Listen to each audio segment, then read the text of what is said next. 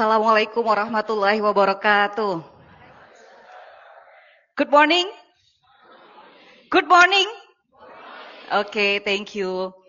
Okay, alhamdulillah rabbil alamin wassalatu wassalamu ala asyrofil anbiya'i wal mursalin wa ala alihi washabihi ajma'in amma ba'du. Thank you very much for your pay attention. I'm Professor Dr. Nur Sakinah Daulay, MPC psychologist. This is my first time and I'm very happy and little nervous. Sorry. And I'm here, I would like to introduce the first. Saya kesini bersama dengan ayah saya. Mungkin saya akan memperkenalkan sedikit. Ayah saya adalah Profesor Dr. Haidar Putra Daulay MA. He is a professor in Islamic education. And he was in UIN Sumatera Utara. And he was visiting professor in Apium in 2009. Father, can you stand up, please? He always supporting me and my motivator. And second, I would like to introduce my teacher in UGM, Profesor Dr. Bandi. My teacher,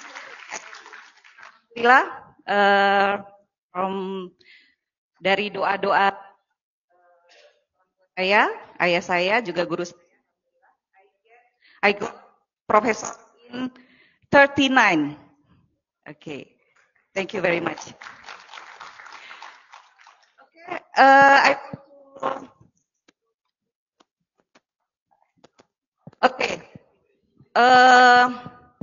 Dari kemarin mungkin kita sudah banyak membahas tentang psychospiritual.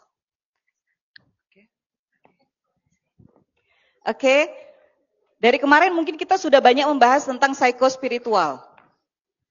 Definition, aim, who, why, where, when.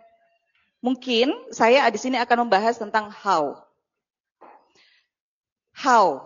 So, bagaimana psikospiritual dalam membentuk kesehatan mental. Tapi sebelum sampai di situ, kita banyak kondisi bangsa sekarang ini, baik di Malaysia, Indonesia, Thailand, Brunei, ya, banyak sekali kasus-kasus kejahatan yang kemudian akan mempengaruhi kesehatan mental. Karena waktunya cuma 10 menit, mungkin saya banyak skip. Oke, nah permasalahan yang pertama itu masa anak. Ya, di masa anak sekarang kita banyak sekali melihat kasus-kasus anak why they get behavior disorder, speech disorder, emotional disorder, and concentration disorder. Why? Gitu ya. Jadi kenapa anak-anak sekarang banyak mengalami masalah-masalah? Karena memang fungsi pertamanya adalah di fungsi otak. Jadi fungsi otak pada masa anak-anak itu banyak mengalami distorsi. Ya, salah satunya apa? Internet dan game addiction. Kemudian stres pengasuhan yang salah. Kemudian anak banyak berinteraksi atau banyak bersosialisasi dengan dirinya sendiri.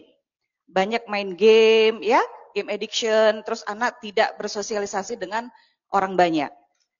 Kemudian penyimpangan seksual, narkoba, dan pornografi. Dan ini ketika sejak masa kanak-kanak mereka bermasalah, tentu di masa remaja dan dewasanya mereka juga akan mengalami masalah jika tidak dibantu oleh social support atau supporting system dari orang-orang terdekatnya.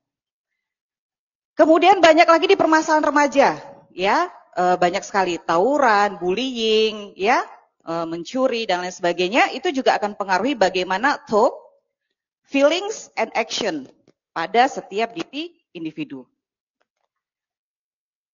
Oke? Nah, setiap tahapan perkembangan manusia adalah unik. Every development in human is unique. Gitu. Jadi, alhamdulillah mungkin kita sekarang berada pada masa dewasa, ya. Kita tidak akan mencapai kondisi yang baik-baik saja pada saat ini di masa dewasa, ya, atau di masa lansia, jika pengalaman masa kanak-kanak kita tidak bahagia. Makanya kuncinya adalah di masa kanak-kanak. Jadi memberikan pay attention kepada masa anak-anak itu lebih kasih sayang, tidak membiarkan, ya, sehingga mereka akan sehingga kita memiliki kehidupan yang baik-baik saja dan kesehatan mental yang baik di masa sekarang. Kita semua mungkin ada beberapa di antara kita punya trauma, ya, tapi why you can get survive in your now? Because banyak faktor yang mempengaruhinya. Ya, salah satunya dengan education, dengan berpendidikan, dengan ketemu dengan banyak orang, so you can get benefit from the other people. Oke, nah saya sedikit kesehatan mental dari WHO, ya, bahwa ada 4 potensi yang dikatakan memiliki kesehatan mental. Apa saja itu? Nah, saya akan sedikit saja. Karena kemarin sudah banyak dibahas oleh para narasumber bahwa kesehatan mental itu apa dan definisinya bagaimana. Tapi menurut WHO ada 4 yang paling penting. Yang pertama, mengenali potensi diri. Mengenali kemampuan, kekuatan, kelemahan yang dimiliki. Jadi, you know your strength and your weakness. You know your strength and your weakness. Maybe you can list in your paper, my strength are blah blah blah blah. My weakness are blah blah blah blah. So that's you can get your introspection, your self introspection, and you can know what can I do, like that. And the second,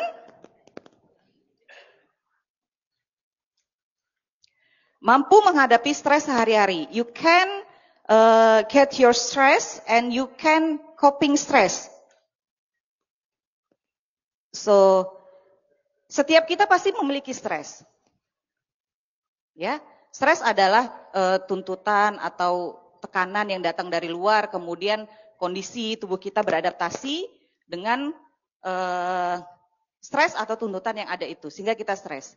Tapi stres itu ada yang mengarah negatif, ada yang mengarah ke positif, gitu. Nah, apa yang dilakukan ketika seseorang stres? Maka dia melakukan coping.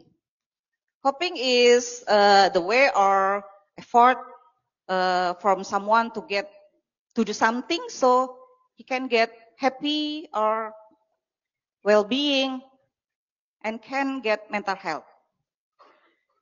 And after that,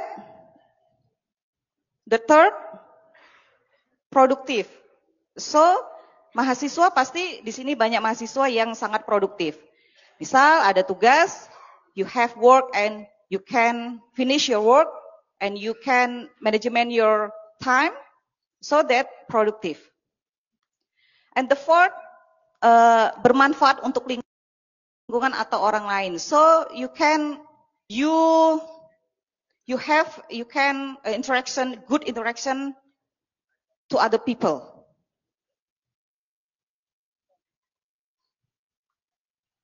Okay, and in Indonesia, besaran atau kondisi prevalensi kesehatan jiwa. Jadi analisis di dunia itu mengatakan bahwa 30% populasi dunia itu mengalami gangguan jiwa. Apa saja itu? Anxiety disorder, depression, and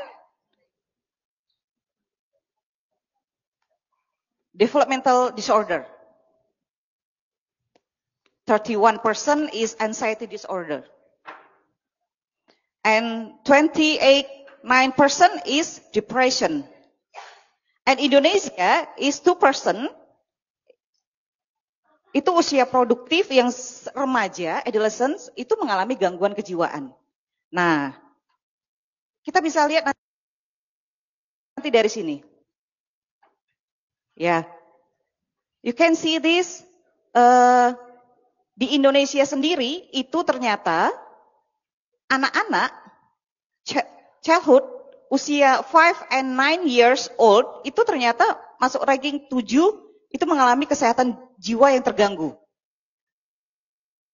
Nah, ternyata pada masa remaja itu 10 sampai 10 and 14 years and 15 and 18 years itu ternyata peringkat kedua itu kesehatan jiwanya terganggu.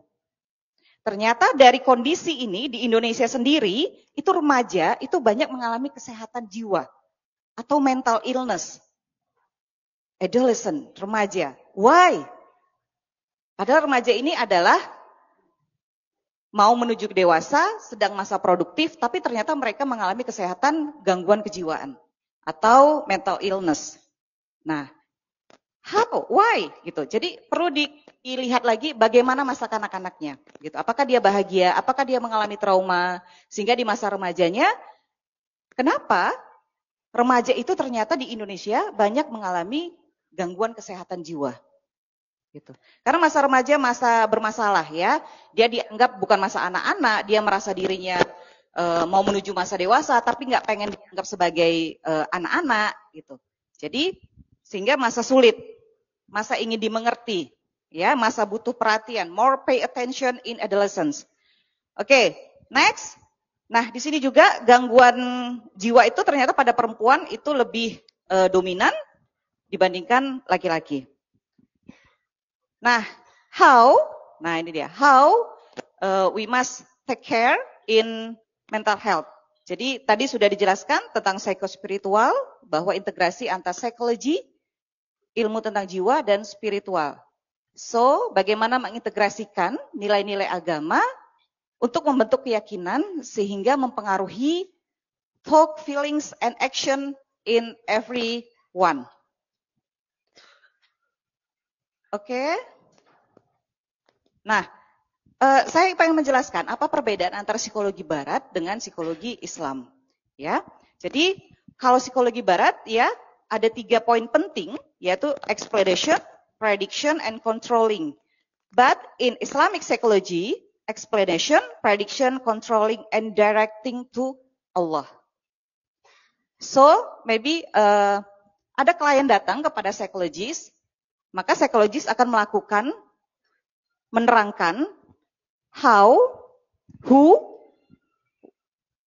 bagaimana kondisi psikologi seseorang. Maka itu dinamakan menerangkan. After explanation, so the psychologist is prediction, diagnosa. Maybe a little or depression or anxiety disorder. And after that, controlling with therapy.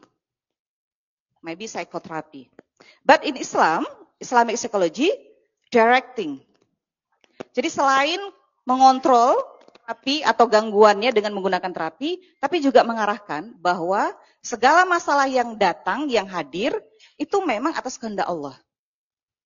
Maka ketika ingin masalah itu diambil atau dicabut, maka minta kepada Allah. Nah, makanya directing to Allah. Prof, yes? We are into the injury time. Okay. Thank you. Okay, and now how psychospiritual and mental health. Jadi banyak riset-riset yang telah membuktikan bahwa psychospiritual itu sangat mempengaruhi mental health. Ya, you can get from Google Scholar or in Scopus and then. Nah, yang paling penting adalah bagaimana peran psychospiritual ini berdasarkan riset, ya.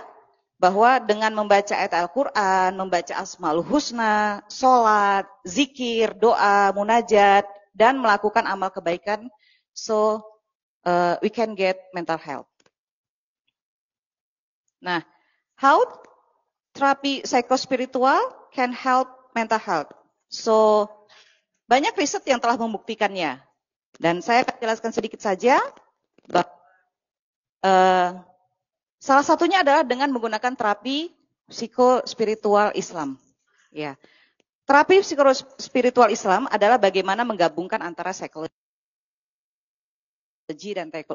dan agama, kemudian berdasarkan kepada Al-Quran dan hadis. Dan di sini ada dimensi daripada terapi ini. Ya, ini riset yang telah dilakukan tahun 2023.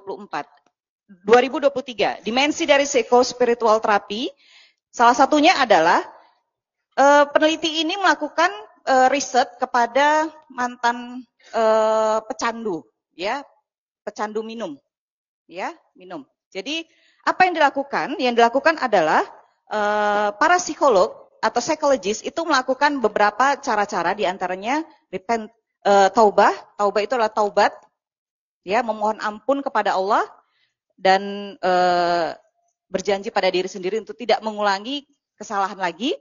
Kemudian autosuggestion, ya, mensugesti dirinya sendiri bahwa dia adalah sosok individu yang baik, strength, apa kelebihan dalam dirinya.